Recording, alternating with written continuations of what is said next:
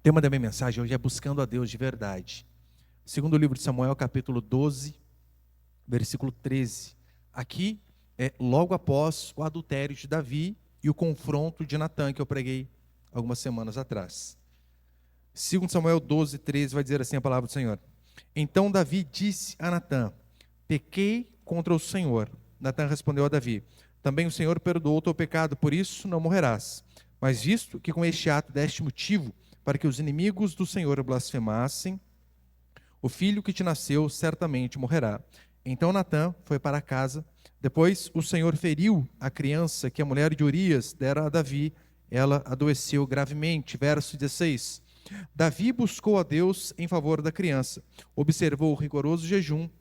Recolhendo-se, passou a noite toda deitado no chão. Algumas versões diz prostrado. Talvez seja até melhor.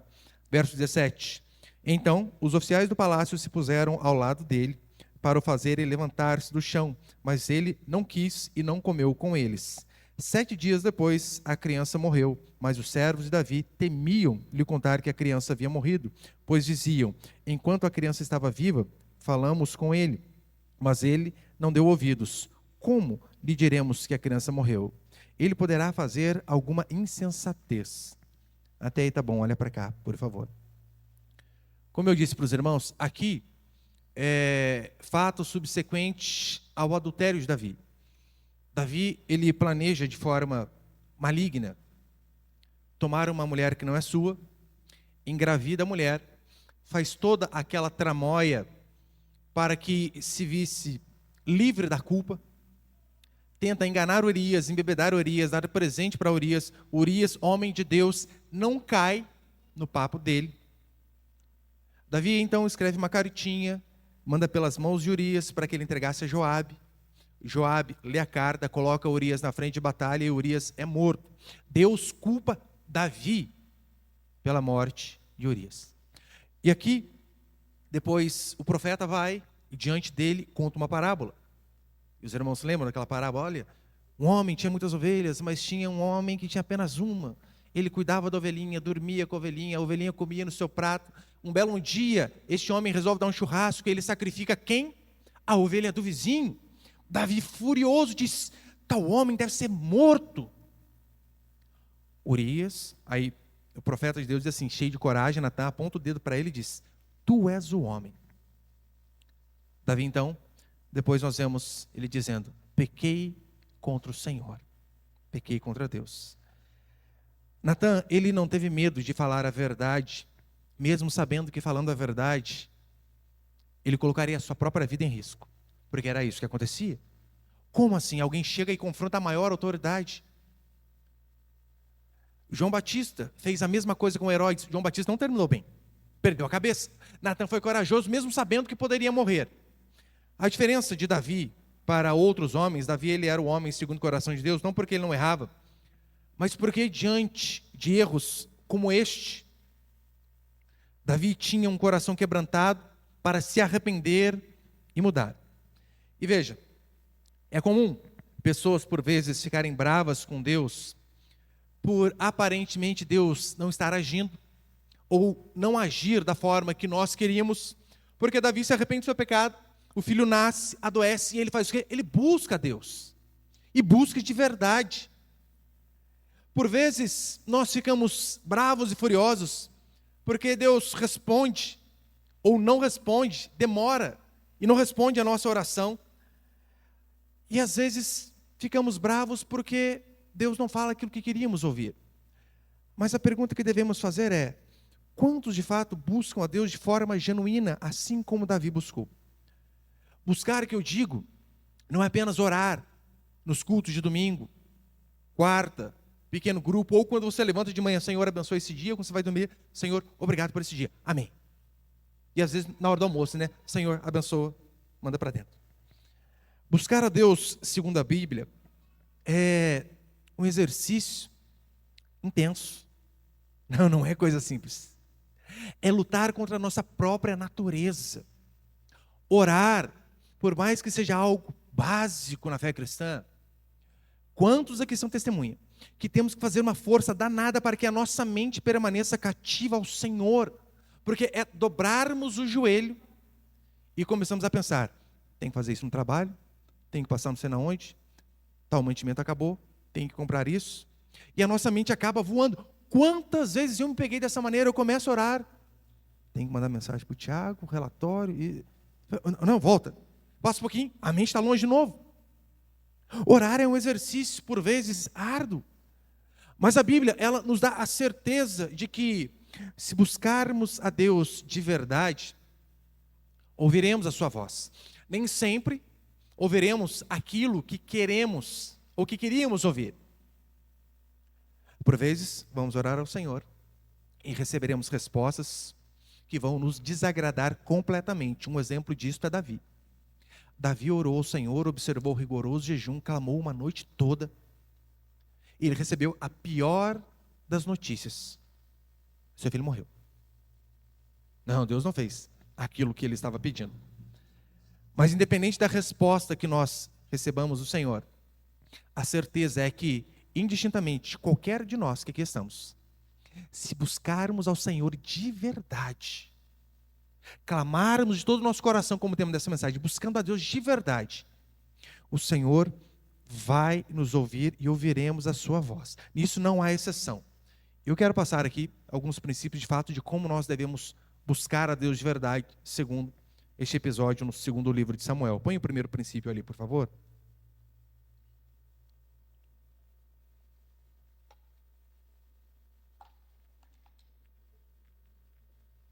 Primeiro, buscar a Deus é orar muito. Versículo 16, acompanhe comigo novamente, por favor.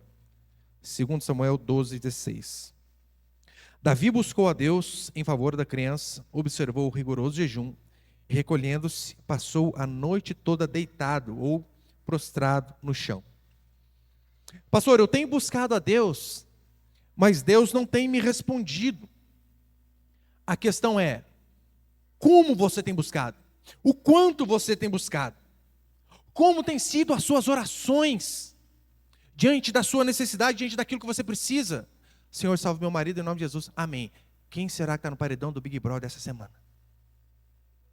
Como está a roça da fazenda? Senhor, salva meu pai, minha mãe, meu irmão. Gente, não, mas minha unha, uma semana, já está desse jeito. Como você tem buscado a Deus? Qual a sua intensidade em buscar ao Senhor? Por vezes, muitos têm dificuldade de buscar a Deus no culto. Às vezes nós estamos aqui no louvor, os irmãos cantando, ministrando, dizendo, busca a Deus, clame, faça deste momento a sua oração. Está preocupado em responder o WhatsApp, em saber quantas curtidas teve no Instagram, se fulano mandou mensagem ou não mandou. Aí diz, Deus está demorando, mas você não o busca nem junto com o povo de Deus, quanto mais sozinho. Porque se você não consegue buscar a Deus junto com os irmãos da igreja, em casa sozinho, não estou dizendo que você não busca, mas é mais difícil. Claro que é mais difícil. A Bíblia, ela é recheada de expressões sobre buscar, clamar, invocar. Nós temos inúmeras promessas como, olha, todo que pede, recebe, todo que busca, encontra.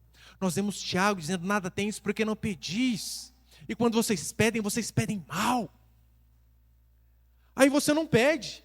Aí está lá, ai, Deus não está fazendo a minha vida. Peça, clame, busque. Pastor, eu não falto um culto de domingo sequer. Troféu joinha para você, parabéns. Mas a sua semana tem 168 horas. Se você vier a um culto de aproximadamente 1h30, que é a média do nosso culto, nem é tão extenso assim. Pode haver de regra, temos hora para começar e para acabar, ponto.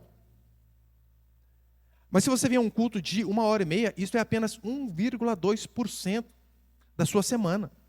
E se você só busca Deus no culto, que Deus você está buscando? Como você quer vê-lo respondendo às suas orações?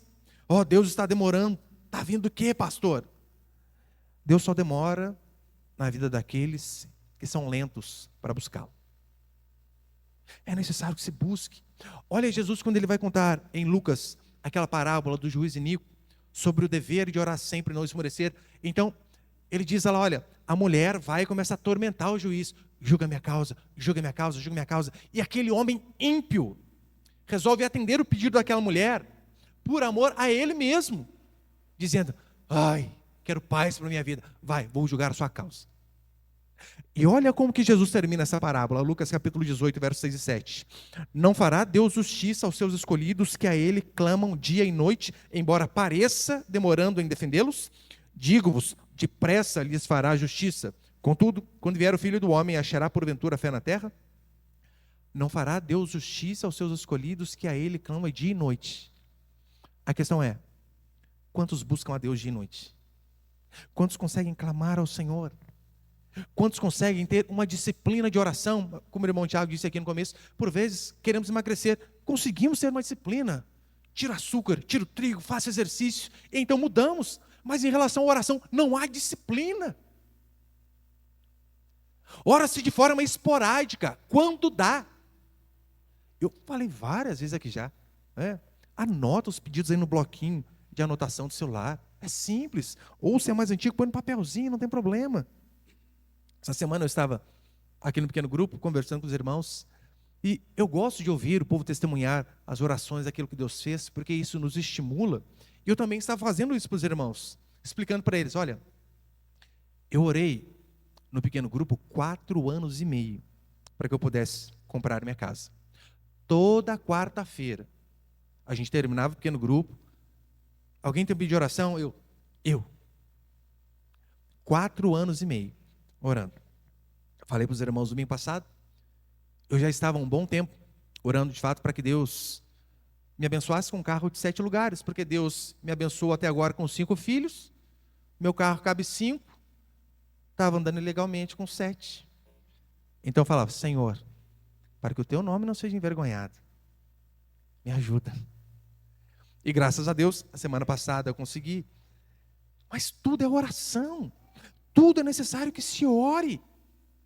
Desde as coisas mais simples até as coisas mais importantes. Agora eu pergunto, quantos pais e mães oram pela esposa dos filhos? Esquecemos. Aí depois o filho casa mal e... onde eu errei? Você não orou. Essa semana eu estava na casa de uns irmãos muito preciosos de Guará. A irmã Ana Paula está na igreja antes de mim. Eu já tenho 18 anos de igreja. Antes de mim. Eles mudaram para a roça. Pastor, vem aqui ver roça? Estou indo. E estávamos lá. E ela e o marido dela, o Tiago, têm 3 filhinhas. Belezinhas, meninas.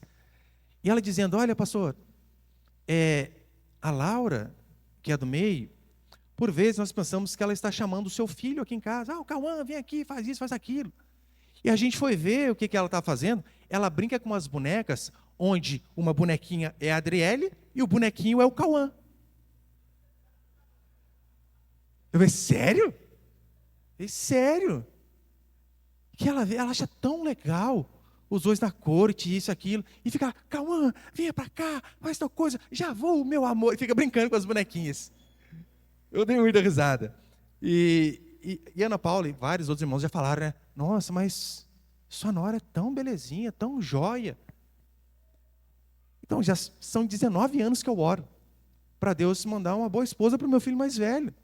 Não é assim do dia para a noite. Eu descubro que minha esposa está grávida. Senhor, se for mulher, bom marido. Se for homem, boa esposa. E oro, e oro, e oro. Aí então às vezes, daí Deus abençoa. Você pensa: nossa, e o tempo que gastamos em oração? Todo dia, Senhor, tem misericórdia. Porque, vocês sabem, às vezes ensinamos os filhos aquilo que é correto, o caminho correto. Mas se casa mal, é uma tristeza. Quando a esposa é uma megera, ou o contrário, né? O marido é um truculento, um brutamonte, trata mal o filho da gente. Imagina, gente, Maria Cecília está com, acho que vai fazer 8 meses. Eu já fico orando: Senhor, Deus do céu, manda um homem bom para essa menina aqui. Eu já tenho medo. Oração é fundamental. E a pergunta é: você gasta tempo com isso? Deus só ouve a oração de pastor? Óbvio que não. Ele ouve aqueles que o buscam, aqueles que oram. E quando eu digo oração, meus irmãos, pelo amor, não é orar quando dá tempo, mas é sempre ter um tempo para orar. Tirar períodos específicos para oração, aos quais não responde mensagem no celular, não atende ligação, não fala com o filho, não fala com a esposa. Este tempo é meu e Deus. Eu, por vezes, estou de manhã orando lá em casa, e o meu terceiro fala de montão, e eu estou orando ele. E pai, hoje é dia de lixo? Ele é o carregado do lixo, né? Então ele sabe o dia que tem que colocar o lixo lá fora. E eu estou orando, eu nem o respondo. O máximo que eu faço é eu levanto a mão assim, ó. Eu não vou falar com você agora. Agora é tempo do Pai com Deus. É necessário que venhamos a tirar esse tempo. Buscar a Deus é ser intenso. Olha Davi, a noite inteira prostrado. Na Bíblia nós vemos pessoas clamando, chorando, gritando. Agora, se algo não move você, como você quer que chegue a Deus? Se algo não é importante para você. Lembra aquele exemplo do rei Ezequias, onde Isaías chega diante dele e diz assim: põe a tua casa em ordem, você vai morrer. Diz a Bíblia que Isaías sai, então quando ele está chegando na porta do palácio, o rei vira o rosto para a parede, chora angustiado e ora. Por conta desta oração, diz a Bíblia que Deus, Isaías não tinha nem saído, diz: profeta, volta. Volta e diz ao rei que eu acrescentei na vida dele 15 anos. Por quê? Clamor. Eu acho que coloquei essa passagem ali. Põe, por favor. Isaías 38, versos 5 e 6. Depois da oração do rei Ezequias. Vai e diz a Ezequias: assim diz o Senhor, o Deus de Davi, teu pai. Ouvi a tua oração e vi as tuas lágrimas. Acrescentarei, pois, aos teus dias 15 anos. Livrar-te-ei das mãos do rei da Síria, a ti e essa cidade, e defenderei essa cidade. Pelo clamor de um homem, teve mais 15 anos de vida e uma cidade inteira foi abençoada. Porque uma pessoa resolveu orar, buscar a Deus de verdade. Quantas vezes nós vemos pessoas rasgando suas vestes, jogando cinza sobre a cabeça, se vestindo de pano de saco, como símbolo de humilhação para buscar a Deus. Sabe quando que nós veremos de fato a nossa igreja crescendo, crescendo, crescendo, com a cada dia mais pessoas se convertendo? Quando buscarmos ao Senhor, assim como Raquel buscava a Deus por filhos. Lembra a oração dela? Senhor, dai-me filhos, senão morro. Eu prefiro morrer a ser estéril.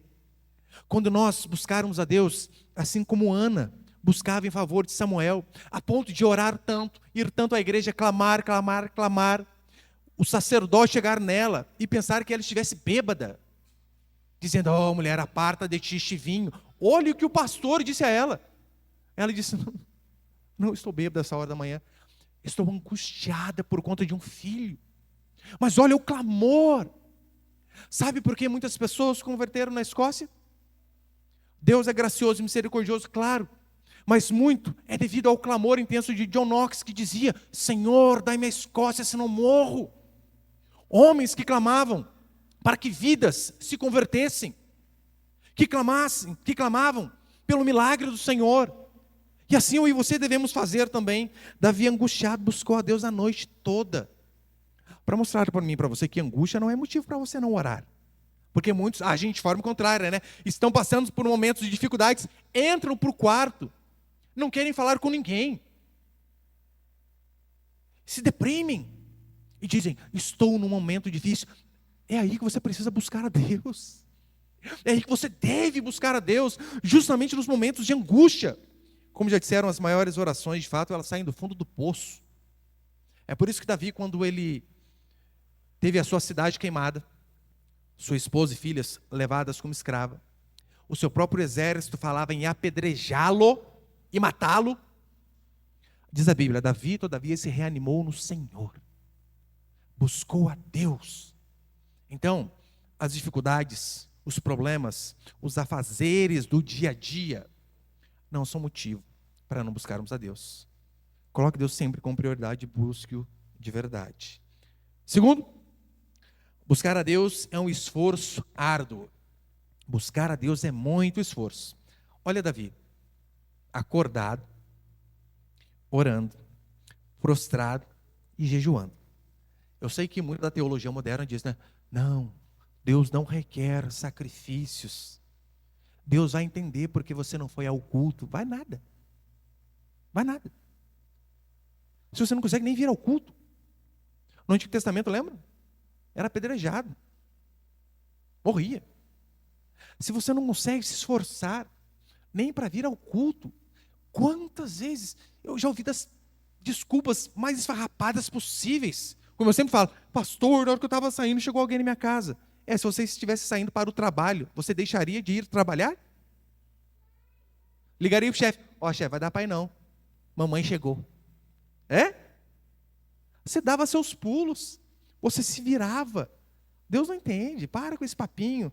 Pastor, mais uma coisa, era o culto no Antigo Testamento, ali sim havia o sacrifício. Mas e no Novo? Ora, nós vemos Paulo dizendo em Romanos 12 que nós devemos nos apresentar a Deus como sacrifício vivo. Nós vemos inúmeros exemplos, como Zaqueu subiu numa árvore, algumas versões dizem uma figueira brava, uma árvore espinhosa, para ver Jesus, onde ele estava passando. Nós vemos no Antigo Testamento, Naamã se humilhando, mergulhando 7 vezes no Tietê da época, simplesmente, era o Tietê da época, de fato, comparado com os outros rios, o Jordão ali, simplesmente para que Deus fizesse um milagre em sua vida, se humilhou. Eu cansei de, muitas pessoas às vezes mandam mensagem no Instagram da igreja, no meu, por conta de ouvir a nossa programação na rádio, e dizem, pastor, ore por mim, minha causa é essa e aquela. E quando a pessoa é de perto, eu digo, vem à igreja, eu oro pessoalmente por você. Pergunta quantos aparecem? Quase ninguém. Quase ninguém. Se a pessoa não está disposta a vir ao culto, para receber uma oração, para orar junto com os irmãos, mas que é o favor de Deus, né? É o famoso crente 6 horas. Já ouviu falar do crente 6 horas? 6 horas por mim. Mas ele mesmo nunca ora. Ele mesmo não busca a Deus. Jesus, ele ia à casa das pessoas, mas primeiro porque as pessoas clamavam por ele. Não foi isso que Jairo fez? Senhor, meu filho está doente. Meu filho está doente, aquele centurião. Meu cérebro está doente. E então Jesus ia. Pedi e dar-se-vos-á, buscai e achareis, batei e abrir-se-vos-á. Davi, diz a Escritura que ele não quis comer e jejuou. Pastor, não é a mesma coisa? Neste caso, não. Jejuar é você abrir mão deliberadamente de comida. E outra coisa, não vem com esse papinho. Estou jejuando de Instagram. Para. Jejuar está sempre relacionado à comida. Jejum de televisão. Quer enganar quem? Davi, ele não apenas jejua, mas ele fica sem comer porque ele queria mais a salvação do filho do que o próprio alimento que o sustentava. Como o homem de Deus disse uma vez. Por vezes, esse milagre é a bênção de Deus sobre o esforço da nossa busca por Ele. Buscar-me-eis e me achareis, quando me buscares de todo o vosso coração. Mas muitos não buscam. Lembra? Algumas semanas eu falei sobre aquele episódio onde Uzá foi fulminado por tentar ajudar a Deus. Semana passada, domingo. E então, depois daquela morte trágica de Uzá, Davi, ele procurou saber qual era a forma correta de trazer a arca para Jerusalém. E o que ele fez? Foi procurar na Escritura, e então ele foi ver que, primeiro, a arca necessitava ser levada pelos levitas. Uzá não era levita. Não poderia ser em carro de bois. Não, mas varais e carregadas no braço. Não podia ser de outra forma. Detalhe, havia um ritual para se levar a arca, de que os levitas, a cada 6 passos, eles paravam e sacrificavam um animal. 6 passos. A distância média ali da casa de Obed-edom, onde estava a arca, até Jerusalém, era de 10 a 12 quilômetros.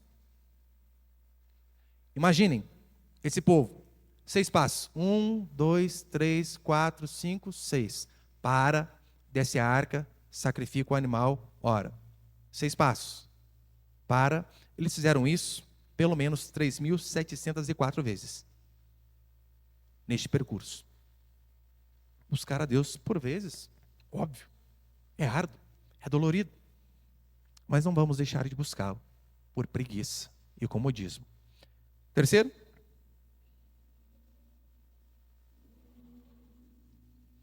princípio, buscar a Deus é se arrepender genuinamente. Versículo 13, acompanhem comigo, por favor.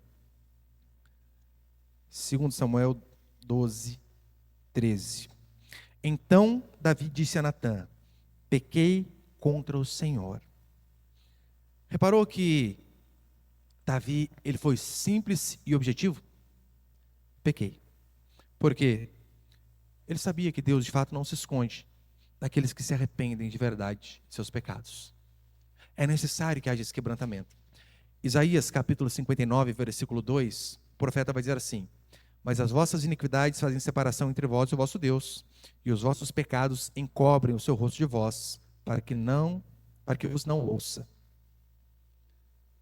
Os seus pecados encobrem a oração. Falta de arrependimento de verdade, faz com que Deus não venha se atentar ao nosso clamor. E muitas vezes Deus não responde justamente por isso, porque não há arrependimento. Há no máximo ali um remorso momentâneo, mas não se entendeu de fato a gravidade do erro que foi cometido, e não houve um genuíno arrependimento. Por que que a Escritura diz que Jesus falou por parábolas? Justamente para não ser achado, porque ele sabia, este povo é duro de coração, duro de serviço, para que vendo não vejam, para que ouvindo não ouçam. Está na cara. Mas mesmo assim, Jesus não se manifestava a algumas pessoas, porque ele sabia, esses não se arrependem, esses são duros. Malaquias capítulo 2, versículo 13 e 14, olha o que o profeta diz: além disso, ainda cobris o altar do Senhor de lágrimas. Olha o que ele está dizendo. Está falando de alguém que estava orando de derramar lágrimas, uma compulsão mesmo, lágrimas. Mas ainda assim, é possível que Deus não ouça. Ele diz: além disso, ainda cobris o altar do Senhor de lágrimas, choro e gemidos, porque Ele não olha mais para as ofertas, nem aceita da vossa mão com prazer. Mesmo assim perguntais, por quê? Aí Deus responde: porque o Senhor tem sido testemunha entre ti e a esposa que tens desde a juventude, para com a qual foste infiel, embora ela fosse tua companheira e a mulher da tua aliança matrimonial. Você ora muito no culto, chora, mas é escravo da pornografia. Não, Deus não vai te ouvir. Mas vive traindo. Não, Deus não vai te ouvir. Buscar a Deus é mais que orar, é mais que chorar, é também se arrepender e mudar. Não adianta você orar extremamente bem, ter uma oratória fantástica, a ponto das pessoas te ouvirem e dizerem, que voz! Mas você trata mal a sua esposa. E é claro, serve da esposa para com o marido também. 1 Pedro, capítulo 3, versículo 7, Pedro vai falar sobre isso. Da mesma forma, maridos, vivei com elas a vida comum do lar, com entendimento, dando honra à mulher como parte mais frágil e herdeira convosco da graça da vida, para que as vossas orações não sejam impedidas. Trate bem a sua esposa, para que as suas orações não sejam interrompidas. Talvez é por isso que Deus não ouve muitos maridos.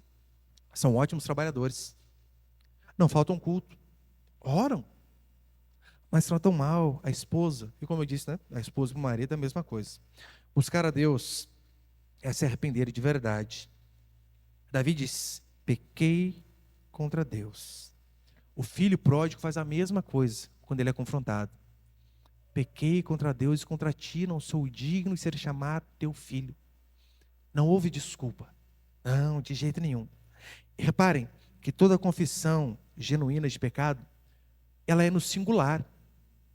Você percebeu que o profeta vem e conta aquela parábola a Davi?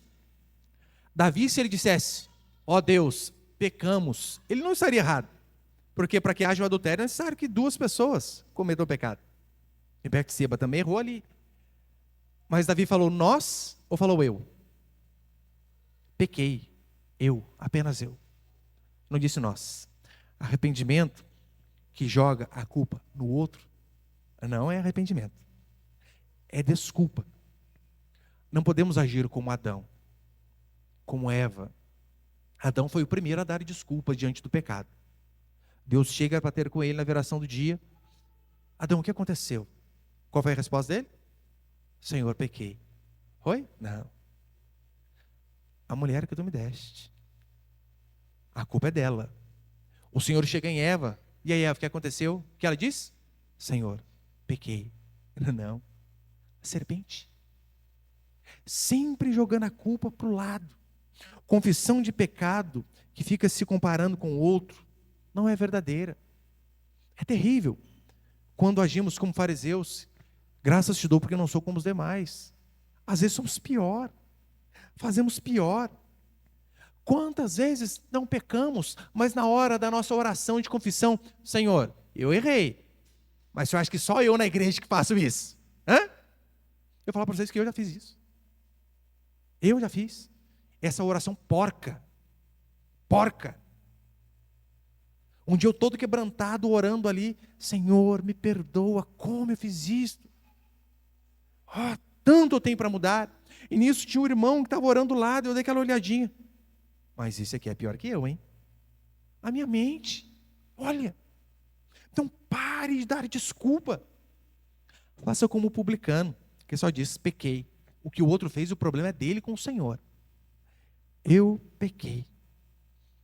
Em muitos casamentos, as brigas não cessam, sabe por quê? Por causa de um bendito advérbio. Mas. Não, eu errei, mas ela também fez isso e isso e aquilo. Ou eu errei, mas também ele contribuiu, pastor. E enquanto nós ficamos colocando este mas, nós ficamos nos comparando com o outro. Duvido que não tem mais alguém que faça. Quantas pessoas já fizeram isso? A gente não muda, não muda. Casamentos não mudam por conta disso. Olha, lá em casa eu exercito fazer assim. Quando eu vou repreender alguém por conta de algum erro ali dos meus filhos, eu não aceito, mas confissão de pecado tem que ser essa daqui. Pequei, perdão.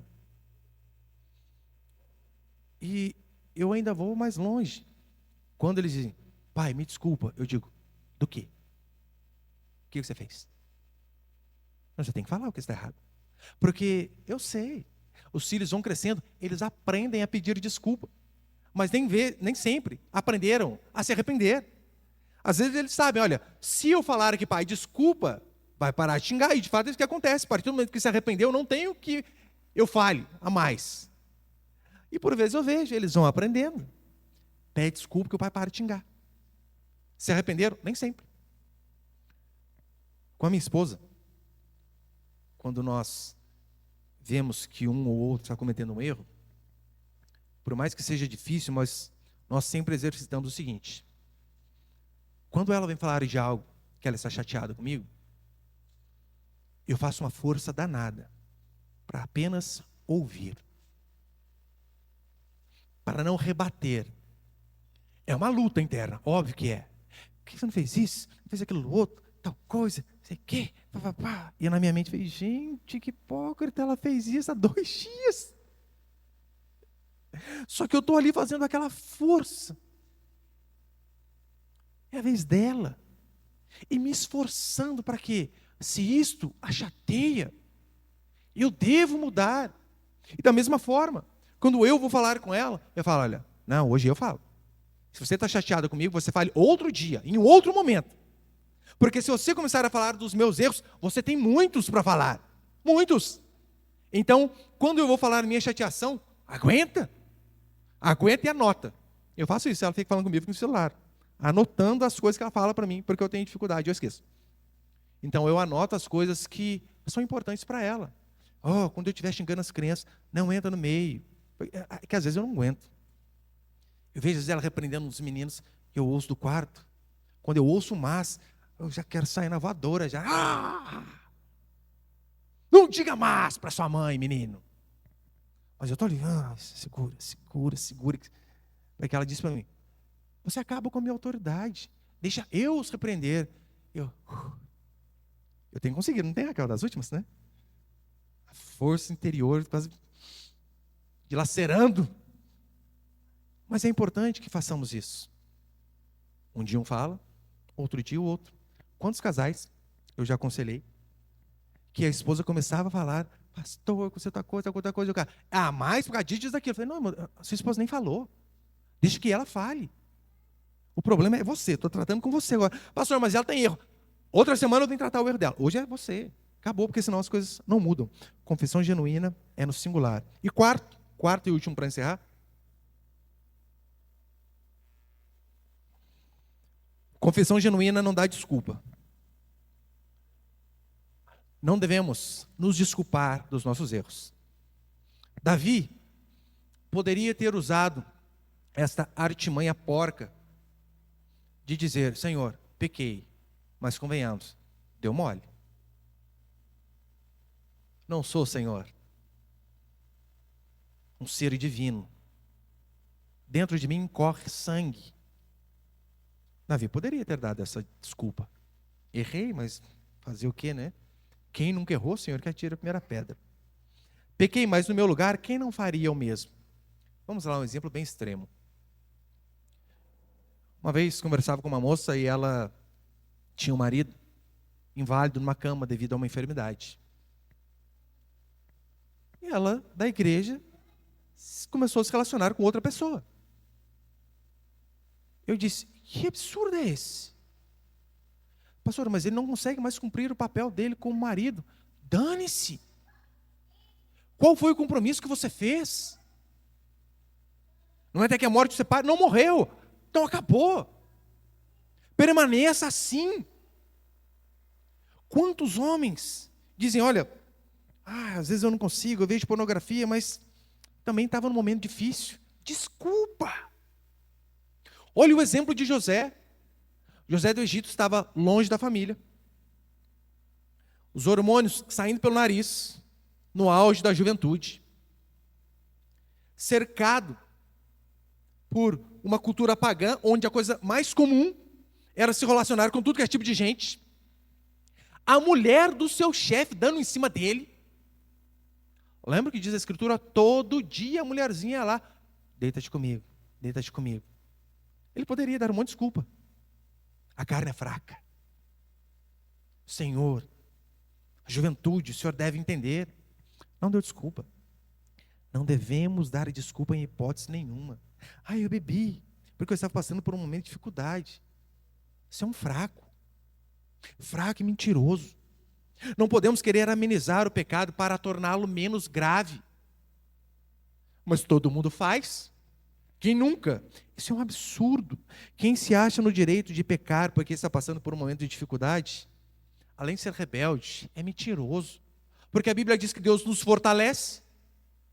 Então que história que é essa? Era um momento de fraqueza. Confissão pela metade gera santificação pela metade.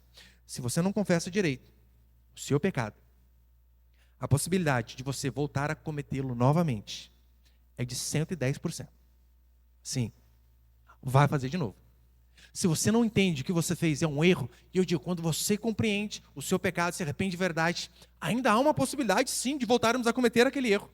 Agora, se você não entende que é um pecado, e você não confessa de forma correta, você vai fazer de novo, porque para você não é um erro. E aquilo que não é errado, pode até virar hábito, por conta de não haver arrependimento. Lembra em 2 Crônicas, quando a Escritura vai dizer, se o meu povo, que se chama pelo meu nome, se humilhar e orar, e me buscar, e se converter dos seus maus caminhos, depois de todo este processo, então, eu ouvirei dos céus, perdoarei seus pecados e sararei a sua terra. Mas olha o processo que é necessário para que Deus nos ouça. Se humilhar, orar, buscar, se converter dos seus maus caminhos. Converter, vem de fato, né, de conversão. Você está indo a um lugar, se converte, vai para outro caminho. Eu estava indo para o caminho errado do pecado, agora eu vou pegar outro caminho. Se você tira algum desses versos aqui, a frase, o versículo perde todo o sentido. Para Deus te ouvir, há um processo. E lembre-se, a confissão genuína, ela deve vir seguida de atitude. Atitude. É necessário que você se arrependa, mas que você mude. Porque imagina que você tem ali em cima da mesa da sua sala um pote com doces. E você diz para o seu filho, Ele vai 10 horas da manhã e come um chocolate, sem te pedir. E você diz, não quero. Isso aqui é para depois do almoço. Ele diz, papai, mamãe, me perdoe. Você vai perdoar? Óbvio. Aí você vira as costas, ele pega outro doce e come de novo. Calma aí, você não se arrependeu? Ele não se arrependeu de verdade, porque ele acabou cometendo o mesmo erro logo em seguida. Provavelmente você diria, você está louco, menino? O que é isso? Mas é o que muitos fazem no culto. Eles vêm ao culto, Senhor, estou errado, vou fazer diferente. Segunda-feira ele está fazendo errado de novo, cometendo os mesmos pecados. Imagina Davi pedir perdão do adultério contra Betseba, e Urias permanecesse vivo, e ele continuasse saindo com a mulher. Que arrependimento é este? Não houve arrependimento de verdade. O que o pastor falou é verdade. Preciso mudar. Mas volta amanhã e continua a mesma coisa. Não houve um arrependimento genuíno. Arrependimento, ele começa com a boca, passa pelo coração, mas sempre deve terminar em atitude, em mudança de verdade, de forma externa. Lembra Zaqueu quando ele sobe ali numa árvore para ver Jesus Cristo, demonstrando que, olha, eu tenho fé nele, mas a fé é manifesta através de atos, atitudes. Tiago 2,26 vai dizer que a nossa fé sem obras, ela é morta. Você dizer que você se arrependeu, mas você não demonstrar o seu arrependimento através de obras, é mentira, mentira. No Antigo Testamento tem uma passagem muito trágica, estou encerrando. Diz a Escritura que o povo de Deus deixa de dar ouvidos ao Senhor e começa a se relacionar com pessoas que não são do povo de Deus, do mundo. E aqueles homens que começam a se relacionar com essas mulheres, eles engravidam essas mulheres e constituem famílias com essas mulheres. Só que com o passar do tempo, eles percebem que eles estão errados, se arrependem de verdade. O que fazer numa situação dessa? Sabe o que Deus diz? Abandone-as. Eles abandonam. Abandonam. O arrependimento foi seguido de atitude. Ele vai entender. Esse pecadinho aqui não vai. A boa notícia é que Deus é misericordioso com todo aquele que se arrepende de forma genuína, com aquele que o busca. Mas a prova que de fato houve um arrependimento é que há mudança de atitude, como eu sempre digo. Arrependimento não é quando você chora. Arrependimento é quando você muda. É quando você tem transformação de atitudes. Por quê? Você acha que Jesus aceitava pecadores dos mais altos calibres e não aceitava os fariseus? Porque as prostitutas se arrependiam de verdade e mudavam. E você percebeu que não tinha aquela questão de, olha, uma mudança gradativa. Você imagina uma prostituta com uma mudança gradativa? Olha, Senhor, eu saí ali com 15 homens por semana, estou em 10, o objetivo mês que vem é 5. Não dá. Há coisas que são necessárias, mudança repentina. É o vício? Deus me ajuda a vencer. Bau. É pornografia? É o bendito, endemoniado aplicativo que te leva para o pecado? Tem um botãozinho escrito desinstalar. Revelação, hein? Aperte e mande-o para longe. Atitude é fundamental. Agora, os fariseus que não se arrependiam não eram aceitos. Em contrapartida, prostitutas, publicanos, fariseus, até o fariseu quando se arrependia, como Nicodemos, o Senhor aceitava. Então Ele vai aceitar a mim e a você também. Mas que o nosso arrependimento, ele de fato, seja marcado pelo coração, pela mente, mas principalmente pela atitude. Que não venhamos a confessar o nosso pecado como o mundo confessa. De que forma? Todos erram? Não. O exemplo de Davi é fantástico. Ele peca junto com uma mulher e diz, pequei. O problema dela é dela com o Senhor. Eu pequei. Eu preciso me arrepender. E dizem, infelizmente muitos dizem, né, todos pecam até com um sorrisinho no rosto, com uma desculpa para pecar novamente. A confissão bíblica, de fato, ela é singular. Ela não dá desculpa. Ela é seguida de atitudes. Amém, meus queridos?